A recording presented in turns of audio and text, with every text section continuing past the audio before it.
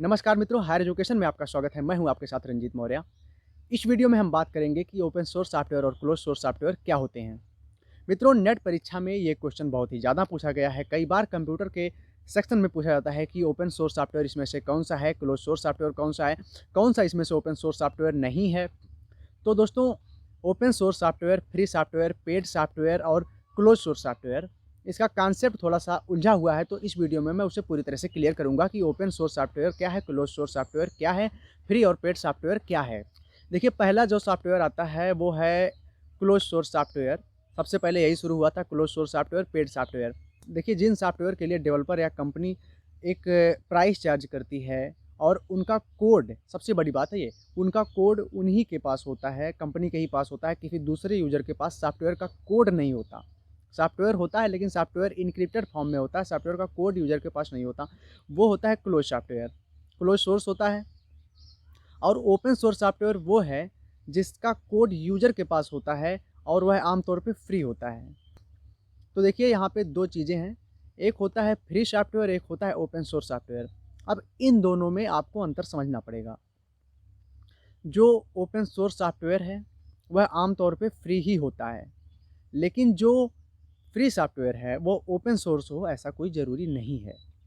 जैसे मैं आपको उदाहरण देता हूँ गूगल क्रोम का।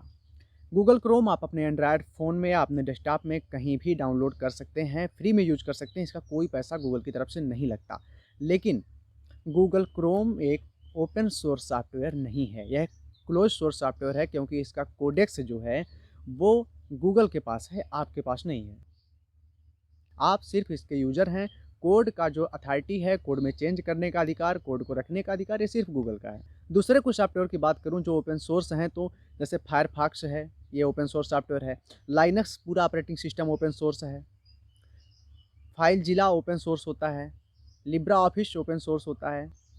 मित्रों, ओपन सोर्स सॉफ्टवेयर का क्या है कि इसको कई सारे डेवलपर जो है मिल के बनाते हैं, जो फ्री में ये चीज़ बनाते हैं, लोगों के लिए कंट्रीब्यूशन करते हैं। आमतौर पे इन डेवलपर का जो खर्च आता है वो चलता है कंट्रीब्यूशन से।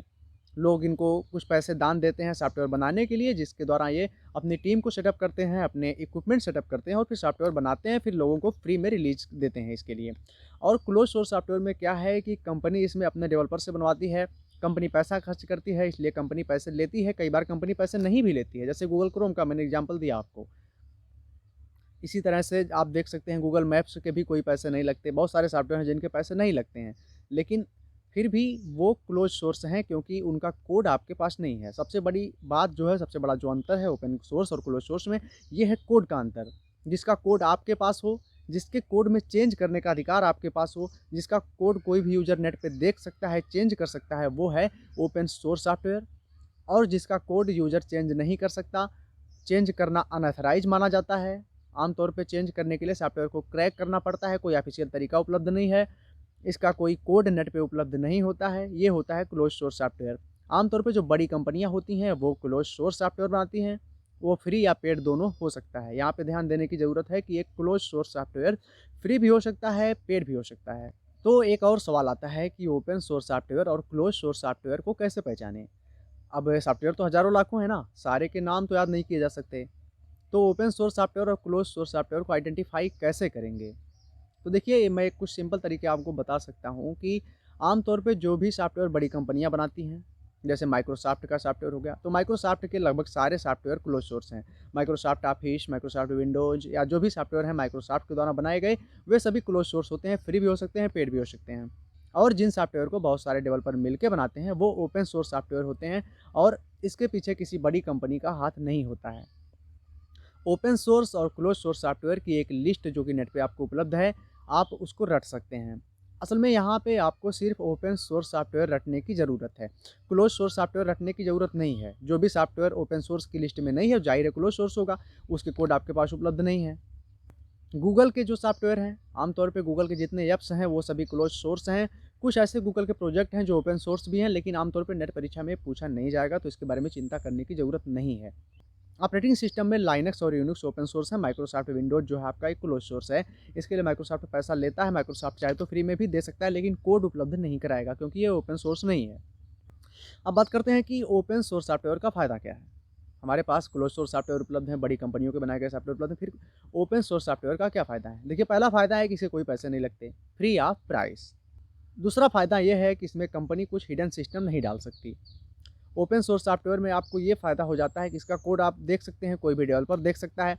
इसलिए ओपन सोर्स सॉफ्टवेयर के भीतर कोई जासूसी करने वाला प्रोग्राम, कोई ऐसा कोड होने की जो है संभावनाएँ नहीं होती हैं। कोई वायरस होने के चांसेज़ आमतौर पे नहीं होते हैं जब तक आपकी फ़ाइल वायरस से इन्फेक्टेड ना हो जाए। जो फ़ाइल आपको डेवलपर देगा वो वायरस फ्री होगी। आपके पीसी में आने के बाद वो इन्फेक्ट हो जाए तो बात अलग है।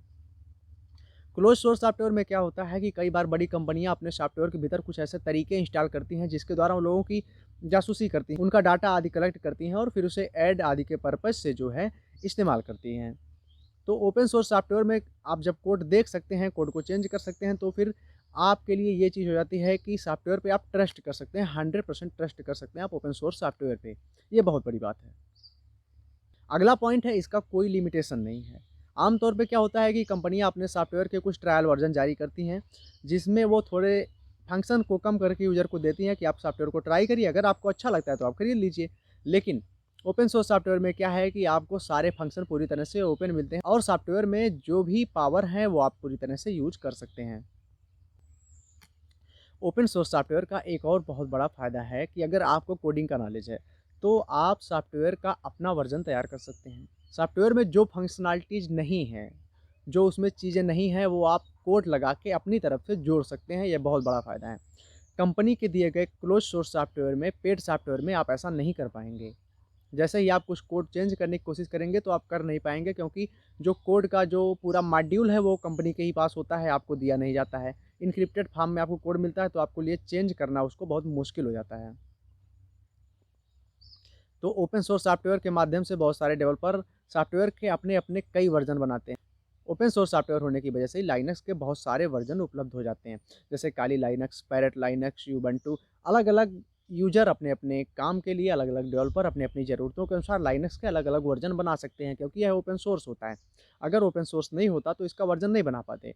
माइक्रोसॉफ्ट के विंडोज़ के जो वर्ज़न आते हैं, विंडोज़ 7, विंडोज़ 8, विंडोज़ 10, ये सभी माइक्रोसॉफ्ट ही आपको देता है। जबकि लाइनक्स में ये फ़र्क है कि लाइनक्स का जो वर्ज़न बनाते हैं वो फ्री डेवलपर जो होते हैं वो वर्ज़न बना के रिलीज़ करते रहते हैं अपना-अपना। कुछ कंपनियाँ भी इसके पीछे काम करती हैं, लेकिन लाइनक्स उसके बाद भी हमेशा फ्री ही रहता है। तो यूज़र के द्वारा सॉफ्टवेयर का अपना वर्ज़न बना लेना, अपने फंक्शन नए डाल देना, ये एक बहुत बड़ा बेनिफिट है। तो ओपन सोर्स के जो मैंने आपको फ़ायदे बता दिए कि फ्री ऑफ कास्ट है, आप ट्रस्ट कर सकते हैं और अपना वर्ज़न बना सकते हैं। ये 3 सबसे बड़ी बातें हैं ओपन सोर्स सॉफ्टवेयर में। क्लोज़ सोर्स सॉफ्टवेयर में आपको कंपनी के ऊपर डिपेंड रहना है, अपडेट्स आदि कंपनी ही जारी करेगी और कंपनी के रूल को ही आपको फ़ॉलो करना है। कंपनी चाहती है कि आप अगर आप उनका सॉफ्टवेयर इस तरह से ना यूज़ करें तो आप नहीं यूज़ कर सकते हैं। वैसा अगर आप यूज़ करेंगे तो आपके ऊपर वो कानूनी कार्रवाई भी कर सकते हैं। ऐसे कामों में आप यूज़ नहीं कर सकते जिनका कंपनी अलाउ नहीं करती। तो फ्रेंड्स, मैं लास्ट में यही करना चाहूँगा कि पहचानने का तरीका यही है कि आप ओपन सोर्स सॉफ्टवेयर की लिस्ट को रट लीजिए। फिर इसमें से जो छूट जाते हैं वो हो जाएँगे क्लोज़ सोर्स सॉफ्टवेयर। आप कहीं भी कभी भी नेट पे सर्च कर सकते हैं कि ओपन सोर्स सॉफ्टवेयर कौन-कौन से हैं। मैं एक वीडियो के माध्यम से भी इनको बता दूँगा कि ओपन सोर्स सॉफ्टवेयर कौन-कौन से हैं जिनका नाम पॉपुलर, क्योंकि आमतौर पे जो ऐसे सवाल पूछे जाएँगे यूजीसी नेट में या किसी और एग्ज़ाम में, वो एक पॉपुलर क्वेश्चन होगा जो आमतौर पे लोगों के माइंड में होता है, वही पूछा जाता है। बहुत नए सॉफ्टवेयर इसमें पूछे नहीं जाते हैं। तो ठीक है फ्रेंड्स, मुझे उम्मीद है कि आपको ये वीडियो पसंद आएगा। अगर वीडियो आपको पसंद आता है तो वीडियो को लाइक कर दीजिए, थम्स अप कर दीजिए और चैनल के साथ बने रहिए। अगर आपने अभी तक चैनल को सब्सक्राइब नहीं किया तो सब्सक्राइब कर लीजिए।